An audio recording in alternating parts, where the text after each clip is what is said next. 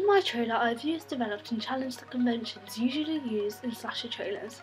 From looking at existing slasher trailers such as Scream, Friday the 13th and Prom Night, I've been able to recognise the conventions that they follow to succeed in the marketing of their films.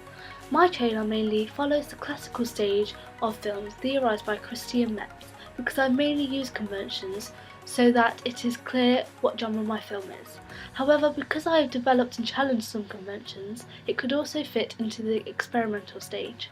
I used the conventional narrative stages theorised by Todorov. I followed the stages quite closely and conventionally by using the conventional stages such as equilibrium, disruption, recognition and attempt to repair. Many trailers I have looked at start off with the equilibrium, as it shows the progression of the film when it turns into the disruption stage, seen in Prom Night and Sorority Row. I have, however, challenged this convention by starting my trailer off with disruption, allowing some backstory to the narrative. Some of the trailers which challenge this convention are Scream and Halloween.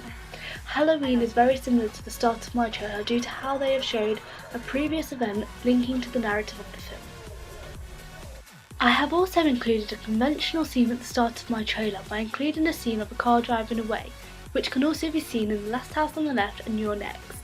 I have developed the reason for the car driving away, which gives the audience the knowledge that there will be a lack of authority figures. This is a key part as it allows no opportunity for the antagonist to be stopped, seen in Friday the 13th. When showing the later disruption, I challenge this by showing the character's death, which isn't usually featured.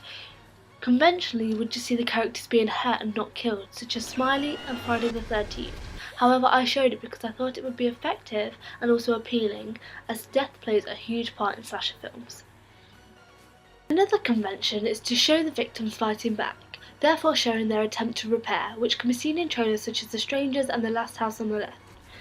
In my trailer, I showed my final girl fighting back, but slightly developed this scene because it was only shown briefly when she was picking up the knife.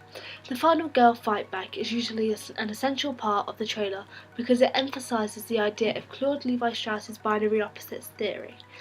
Through the use of this, I was able to show good versus evil and how good tries to overcome evil and will usually succeed.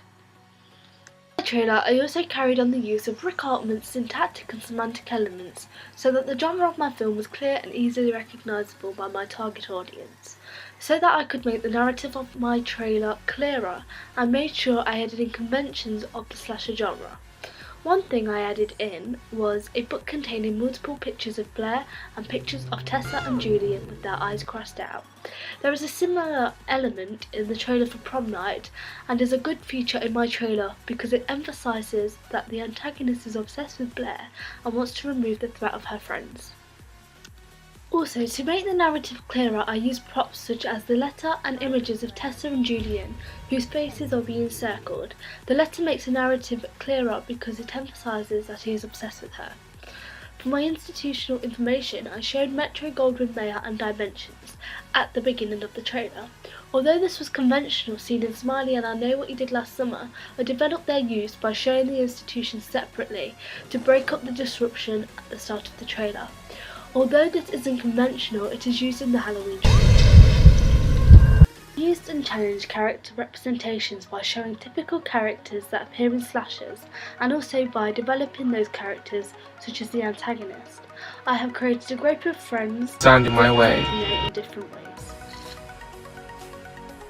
Usually in slasher films, the protagonist of the film is considered to be the final girl, theorised by Carol Clover, who suggests that the final girl is usually considered to be quite unfeminine or is slowly defeminised throughout the progression of the trailer, such as Laurie from Halloween.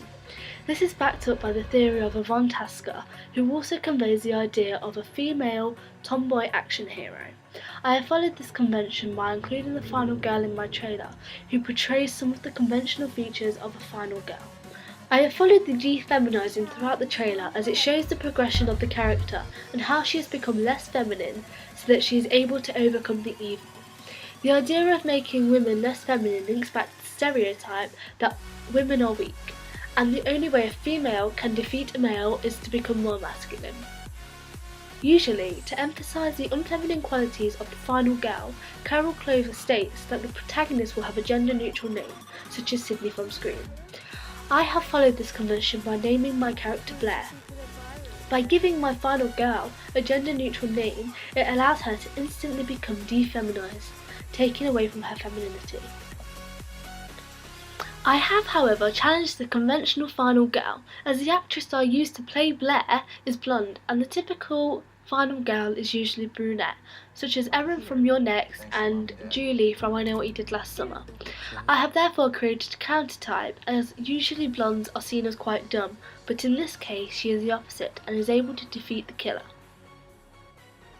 Another theorist, Laura Mulvey, states that the representation of women in slasher films is usually sexualized, as they are seen as objects.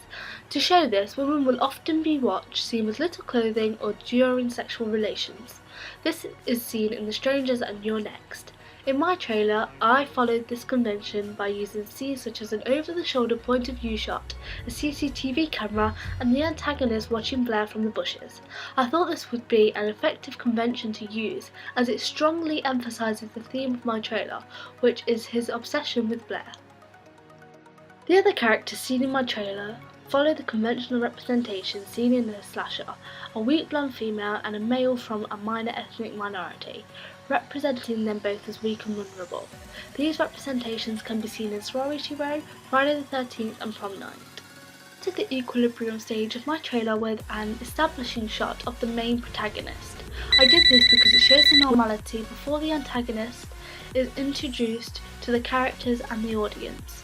It also helps set the scene, which in this case is a normal house, often used in slashers such as Scream and Halloween, so that it makes the events of the film more realistic and therefore relatable to the audience.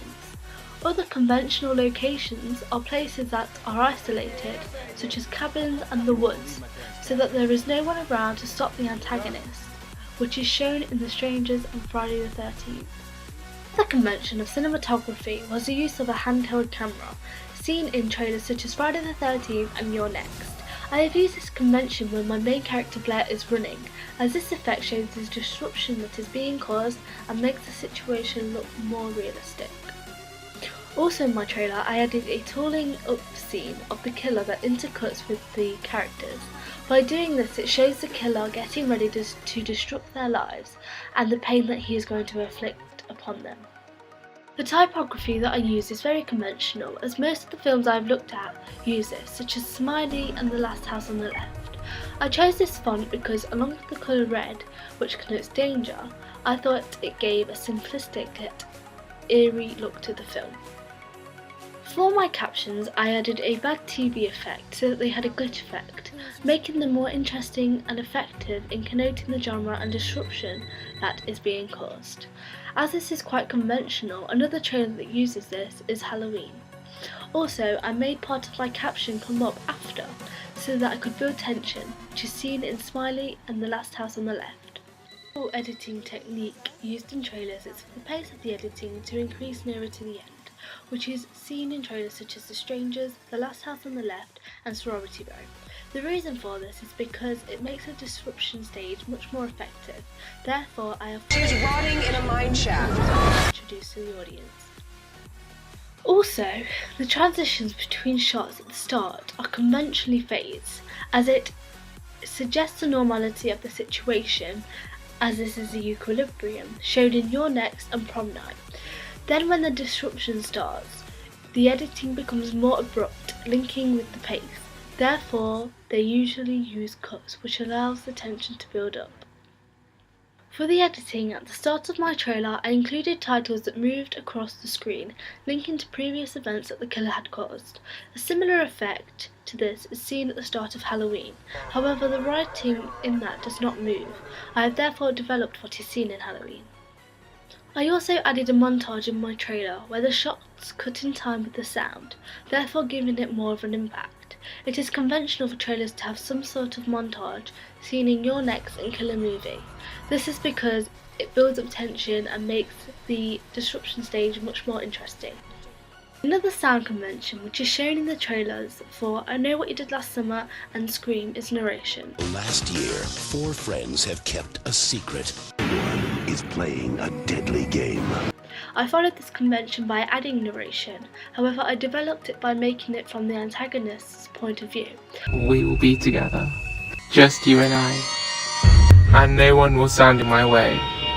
So that Rick could see his justification for the pain he has inflicted on the characters, which is due to his obsession over Blair. Similarly to the editing pace of the trailer, towards the end the sound will begin to speed up. This is seen in trailers such as You're Next and Sorority Row.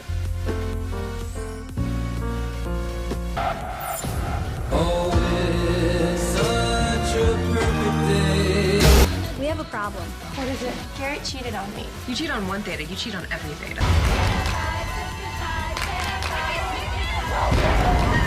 And is used because it makes the disruption much more effective and builds up tension, making the trailer more dramatic. By making the soundtrack become faster, it shows the progression of the trailer from when the antagonist is introduced. Can't wait. Who's your secret admirer, Blair? Maybe it's Creepy Joe. Or maybe it's him.